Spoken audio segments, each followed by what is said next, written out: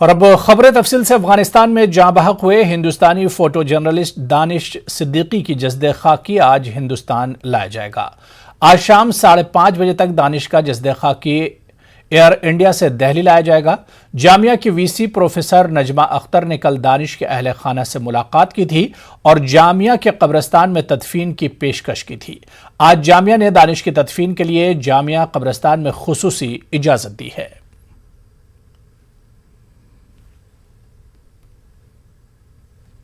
जो काउंसलर हैं काबुल में एम्बेसी में, उनका जो मैसेज आया है, उन्होंने मुझसे बताया है कि दानिश की जो मैयत है, जो जनाजा है, उसको कफन करा दिया गया है, गुस्ल करा दिया गया है और एयरपोर्ट पर चेक इन के लिए भेज दिया गया है। एयर इंडिया की कार्गो फ्लाइट से टर्मिनल 3 पर तकरीबन 6 बजे के करीब वो फ़्लाइट लैंड कर जाएगी। कागजाती कार्रवाई पूरी हो चुकी है और यहाँ उनके फ़ादर के नाम कागज़ बनाए हैं, तो वो जो मैयत है, जो जनाजा है, वो उनके फ़ादर को टर्मिनल 3 पर हैंडओवर कर दी जाएगी शाम को 6 बजे के बाद।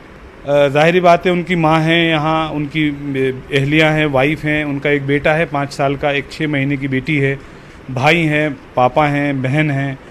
तो वो ज़ाहिरी बात है, वो सब मुतमन्नी है एक आखिरी दीदार करने के लिए। और जहाँ तक मुझे अभी जानकारी है कि उनकी अम्मी को अभी ये इत्तला भी नहीं दी गई है कि बेटे का इंतकाल हो चुका है। तो आखिरी दीदार ज़रूर करवाने होंगे तो वो घर पर लेकर आएंगे। जितनी जल्दी से जल्दी हम कोशिश ये करेंगे कि ज़्यादा देर यहाँ न रुकें, क्योंकि लोगों में बहुत लोग मिलने के लिए, आखिरी दीदार के लिए, लेकिन कोशिश ये करेंगे आखिरी दीदार आवाम के लिए ना हो बल्कि सिर्फ घर के लोगों के लिए हो और उसके बाद जनाजे की नमाज और जामिया के कब्रिस्तान में तदफीन इंशाअल्लाह। हमारे साथ हैं प्रोफेसर इब्न कमल साहब, उर्दू की मारूफ शख्सियत हैं। प्रोफेसर साहब, आप अभी अहले खाना से मिले हैं, तदफीन को लेकर के क्या कुछ चीज़ें की जा रही हैं? देखिए, उम्मीद की जा रही है कि आज रात 8 साढ़े 8 बजे तक जनाजा यहाँ आ जाएगा और उसके बाद रात ही में किसी वक्त तदफीन का अमल मुकम्मल किया जाएगा। अभी बहुत सारे लोग मिलने जुलने आ रहे हैं, तो क्या सरकार के लोग भी अंदर मौजूद हैं जो बातचीत हो रही है? नहीं, मैं काफ़ी देर से यहाँ पर मौजूद हूँ। सरकार का तो कोई शख्स मुझे नज़र नहीं आया। अभी बात ये की जा रही थी कि जामिया मिलिया इस्लामिया में तदफीन होनी चाहिए, तो कितना बड़ा नाम है कि एक जगह मिलनी चाहिए? देखिए, ये जो नुकसान है सिर्फ़ एक जर्नलिज़म का, सहाफ़त का नुकसान नहीं है, ये पूरे मुल्क का बल्कि दुनिया के एक अहम जर्नलिस्ट का, एक अहम फ़ोटोग्राफ़र का जिसे हमने खो दिया, ये नुकसान है। और वो शख्स जिसने कभी अपनी जान की परवाह नहीं की, अपने आप को ख़तरात में डालकर उस सदाकत को सामने लेकर आया जिससे लोग नावाकिफ़ थे। ये जामिया के स्टूडेंट थे, इस लिहाज से जामिया को इस पर फ़ख्र होना चाहिए, बल्कि देश को इस पर फ़ख्र है, दुनिया को इस पर फ़ख्र है कि बहुत कम ऐसा होता है कि जर्नलिज़्म में फ़ोटोग्राफ़र की कोई हैसियत हो। आप जो कैमरा लिए खड़े हुए हैं, कैमरे के पीछे जो लोग इसे मंज़र को नज़रबंद करते हैं, उनका कहीं नाम नहीं होता। ये पहला इत्तफ़ाक़ है कि दानिश सिद्दीकी की शक्ल में इतना फ़ोटोग्राफ़र की हैसियत से उसे ये मर्तबा मिला, दुनिया ने उसे सराहा। अगर मैं समझता हूँ कि जामिया उसके मुताल्लिक़ कुछ अच्छा सोचे और उसके एज़ाज़ में, इकराम में कोई बड़ा न सिर्फ एवार्ड रखे बल्कि उसकी तदफीन में, जो जामिया की तदफीन है, देखिए जामिया के कब्रिस्तान में बड़े बड़े मुअज़्ज़िज़ लोग दफन हैं और ये उन्हें जगह मिलनी चाहिए। ये तो बहुत अहम मुअज़्ज़िज़ शख्सियत है पूरी दुनिया के लिए, जिसने दुनिया में तो प्रोफेसर इब्न कमल साहब, शुक्रिया।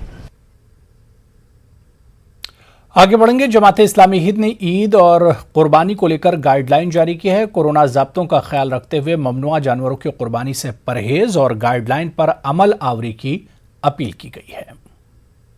मुस्लिम तंजीमों की तरफ से कोरोना और ईद उल अज़हा को लेकर गाइडलाइन जारी की जा रही हैं। जमात इस्लामी की जानिब से भी गाइडलाइन जारी की गई। हमारे साथ हैं रज़ीउल इस्लाम नदवी साहब जो इस पूरे मामले को देखते हैं। रज़ी साहब, किन बातों का ख्याल रखना है, कौन सी अहम बातें हैं जिनको आपने गाइडलाइन में शामिल किया है? ये ईद उल अज़हा के मौके पर शरिया कौंसिल जमात इस्लामी की तरफ से गाइडलाइन जारी की गई है। उसमें पहली बात तो ये कही गई है कि ईद उल अज़हा के मौके पर क़ुरबानी एक अहम अमल है। मुसलमान इस पर अमल करते आए हैं, इसलिए उन्हें इसका हक़ है और वो पूरे इत्मीनान से अपने इस मजहबी शार पर अमल कर सकते हैं। लेकिन इधर जो कोरोना की गाइडलाइंस जारी की गई थी, जब से कोरोना शुरू हुआ था, तो कोरोना के असरात चूँकि अब तक हैं, इसलिए हमने अपने एडवाइज़री में मुसलमानों से अपील की है कि इस मौके पर भी वो कोरोना की गाइडलाइंस पर अमल करें, सोशल डिस्टेंसिंग को फॉलो करें, जब वो ईद उल अज़हा की नमाज़ पढ़ें या क़ुरबानी के मौके पर भी इस दौरान वो कहीं आए जाएं, लोगों से मुलाकात करें। तो जो कोरोना के जो गाइडलाइंस हैं कि वो सोशल डिस्टेंस को फॉलो करें, हाथ न मिलाएं, फासला रखें, सैनिटाइज़र का इस्तेमाल करें, इस तरह की जो हिदायत है वो इस दौरान भी ईद उल अज़हा की नमाज के मौके पर भी, जानवरों की कुर्बानी करते हुए भी और दूसरे मौके पर भी उसको फॉलो करें। ये बात हकीकत है कि जो लोग कुर्बानी करते हैं उनके जो फजलात को सही तरीके से ठिकाने लगाने का एहतमाम वो नहीं करते हैं, वो इधर उधर फेंक देते हैं, जिससे गंदगी आम होती है, ताफुन पैदा होता है और ये मुल्क के बाशिंदों में ये एक आम तासुर जाता है कि मुसलमान सेहत व सफाई का ख्याल नहीं रखते हैं। तो इसलिए ख़ास तौर से हमने अपनी गाइडलाइन में इस बात को भी हाईलाइट किया है और मुसलमानों से ये अपील की है कि वो कुर्बानी करने के बाद उनके फजलात को कायदे से ठिकाने लगाने का एहतमाम करें, अपने मोहल्लों, आबादियों, रास्तों की सफाई का ख्याल रखें, जानवरों के फजलात को इधर उधर न डालें। अगर जो लोग इस तरह का ख्याल नहीं रखते हैं और गंदगी फैलाते हैं, उनको लेकर शरीयत में क्या कहा गया है? देखिए, शरीयत में सेहत व सफाई पर बहुत ज़्यादा ज़ोर दिया गया है। हदीस में तो अल्लाह के रसूल सल्लल्लाहु अलैहि वसल्लम ने फरमाया है कि पाकीज़गी और सफाई आधा ईमान है। तो इतना जोर दिया गया है और जो लोग की सेहत व सफाई का ख्याल नहीं रखते हैं, शरीयत में उनको सख्त तंबीहात की गई हैं, उनकी मजम्मत की गई है और उनको सेहत व सफाई का ख्याल रखने का सख्त अल्फाज में हुक्म दिया गया है। तो ईमान का तकाज़ा है, एक मुसलमान होने का तकाज़ा है कि वो दीन के जो अहकाम सेहत व सफाई से मुताल्लिक़ हैं, अल्लाह के रसूल सल्लल्लाहु अलैहि वसल्लम की जो हिदायत है, उन पर भी वो सख्ती से अमल करें। तो साफ बात यह है कि अगर आप कुर्बानी करते हैं और अपनी सफाई का, पाकीज़गी का ख्याल नहीं रखते हैं, तो ईमान, आधे ईमान के से जो है आप हाथ धोते हैं।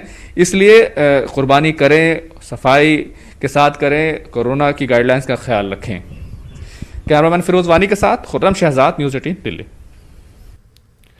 आगे बढ़ेंगे। बीएसपी सरबराह मायावती ने कहा कि अपोजिशन को मुत्तहिद होने की जरूरत है और आवाम के मुद्दों को पार्लियामेंट में सही तरीके से पेश करने की जरूरत है। उन्होंने ये भी कहा कि पार्लियामेंट में किसान और कोरोना का मुद्दा उठाएंगी। संसद का मानसून सत्र शुरू हो रहा है। इस सत्र में पार्टी ने संसद के दोनों सदन में अपनी पार्टी के नेताओं व सांसदों को ये निर्देशित किया है कि वे दोनों सदन में संसद के नियमों के तहत चलकर देश, राष्ट्रहित व जनहित के मुद्दों को पूरी तैयारी व दमदारी के साथ जरूर उठाएं। जनहित व देश हित के अनेकों ऐसे खास मुद्दे हैं जिन पर पूरे देश भर की पीड़ित जनता केंद्र सरकार की जवाबदेही चाहती है और जिन पर सभी विपक्षी पार्टियों को एकजुट व गंभीर होकर सरकार को कटघरे में खड़ा करना बहुत जरूरी है। जनता की यही चाहत व समय की मांग भी है और इस मामले में खासकर केंद्र सरकार के 3 नए कृषि कानूनों की वापसी की मांग को लेकर काफ़ी लंबे समय से दिल्ली सीमा पर व अन्य और स्थानों पर भी पूरे जी जान से आंदोलित किसानों के प्रति केंद्र सरकार की उदासीनता अति दुखद है। बीजेपी ने प्रेस कॉन्फ्रेंस करते हुए कहा कि बैनुल-अक़वामी सतह पर हिंदुस्तान को बदनाम करने की कोशिश हो रही है। संबित पात्रा ने न्यूज़ क्लिक पोर्टल का हवाला दिया और कहा कि इस पोर्टल और इस जैसे नाम नेहाद मीडिया चैनल्स के जरिए मुल्क को बदनाम करने की साजिश हो रही है।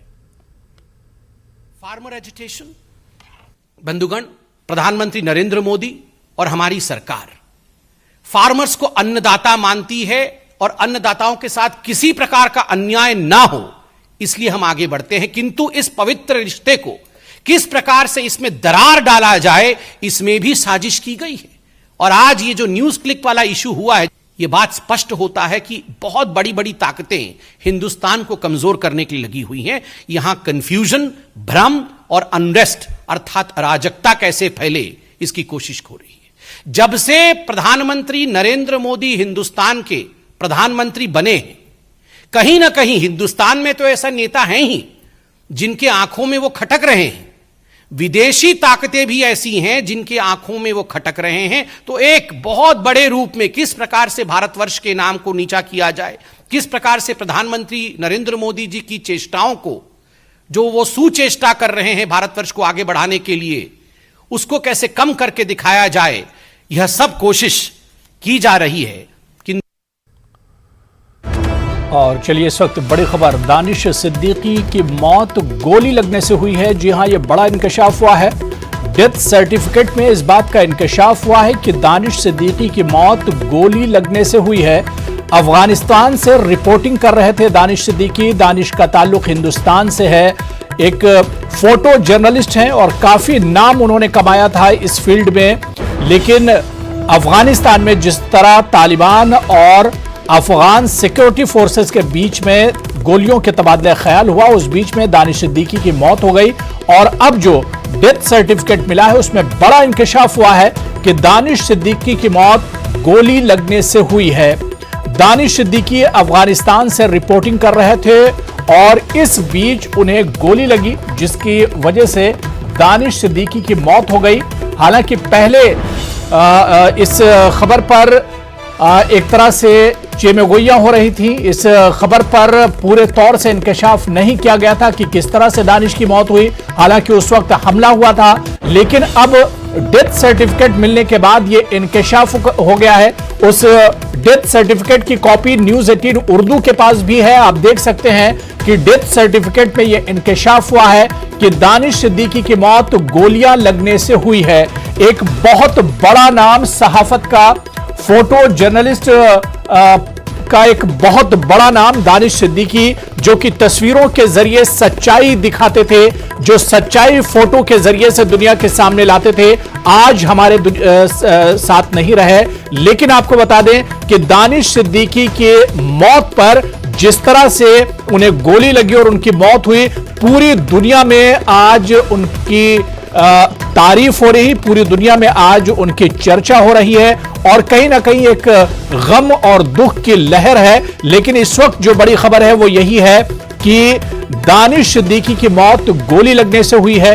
पिछले दिनों अफगानिस्तान में रिपोर्टिंग करते वक्त एक हमला हुआ था जिसमें दानिश सिद्दीकी की मौत हो गई थी और अब जो डेथ सर्टिफिकेट मिला है उसमें यह बड़ा इंकशाफ हुआ है कि दानिश सिद्दीकी की मौत गोली लगने से हुई है।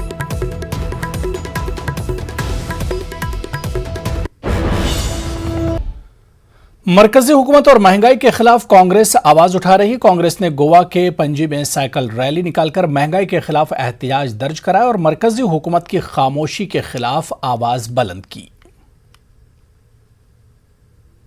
Loot on petrol, diesel and LPG gas. So we are participating in the North Goa district cycle protest, which is the part of the AICC program. इस एक साल में केंद्र की बीजेपी सरकार ने पेट्रोल और डीजल पर एक्साइज से 24 लाख करोड़ कमाया है। खर्च नहीं कर रही है, वो जनता की जेब में पैसा नहीं डाल रही जो पेट्रोल डीजल से कमाया है।